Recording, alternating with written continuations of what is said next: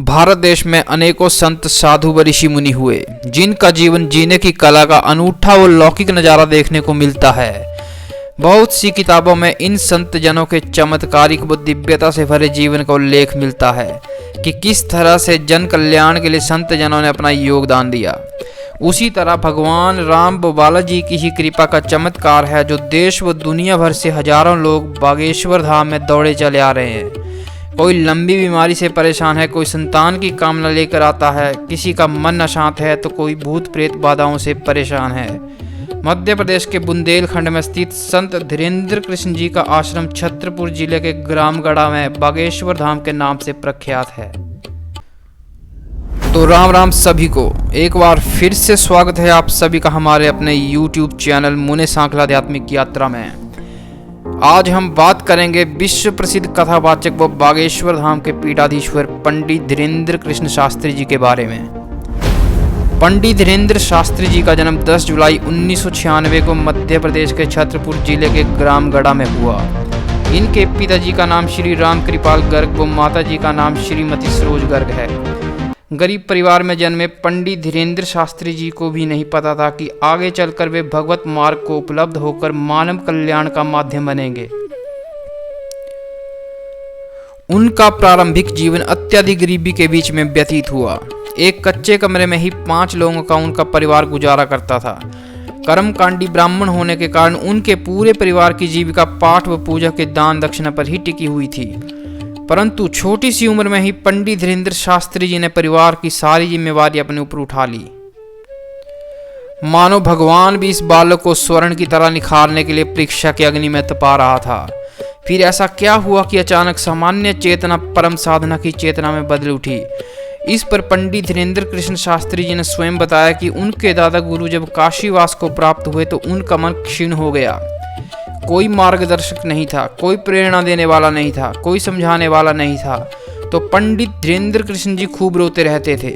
फिर स्वप्न के माध्यम से ऐसी प्रेरणाएं आना शुरू हुई कि अचानक जीवन में बदलाव आना शुरू हुआ।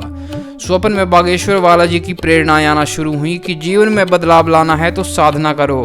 पर पंडित जी इस बातों से अनजान थे कि किसकी साधना करें, कौन से साधना मार्ग पर चलें। तो स्वप्न में बागेश्वर बालाजी की प्रेरणाएं मिली कि आप अज्ञातवास की साधना करो।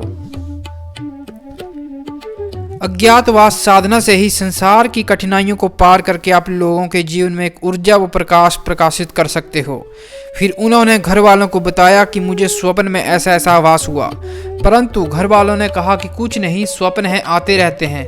लेकिन उन्हें ये स्वप्न लगातार आ रहे थे कि अज्ञातवास करो। पर पंडित जी अनजान थे कि अज्ञातवास कैसे करें। फिर उन्होंने पांडवों का अज्ञातवास पढ़ा और बौद्धिक बल तो दादा गुरु जी की कृपा से प्राप्त ही था। फिर उन्होंने अज्ञातवास किया और अज्ञातवास के बीच में ही उनके वंशीय गुरुदेव पूजनीय सदगुरु सन्यासी बाबा जी की प्रेरणा व आशीर्वाद उन्हें मिलता रहा और भगवत कृपा हुई व गुरु प्रेरणा मिली कि अब आप घर जाइए और बागेश्वर बालाजी की भक्ति व बल के माध्यम से जन कल्याण का कार्य करिए। और बस फिर पंडित धीरेन्द्र जी ने पूजनीय सदगुरु जी के चरणों की धूल लेके घर वापस की ओर आ गए। सभी लोग घर वाले उन्हें वापस आकर देखकर बहुत खुश हुए।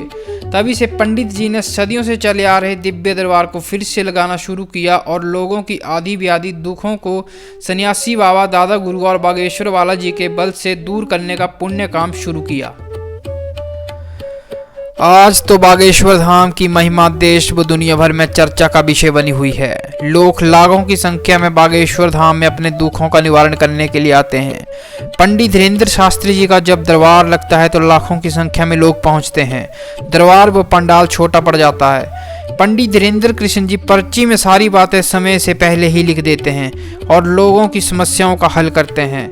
ये हर साल गरीब कन्याओं का विवाह करवाते हैं। इस साल इन्होंने लगभग 156 गरीब कन्याओं की शादी करवाई।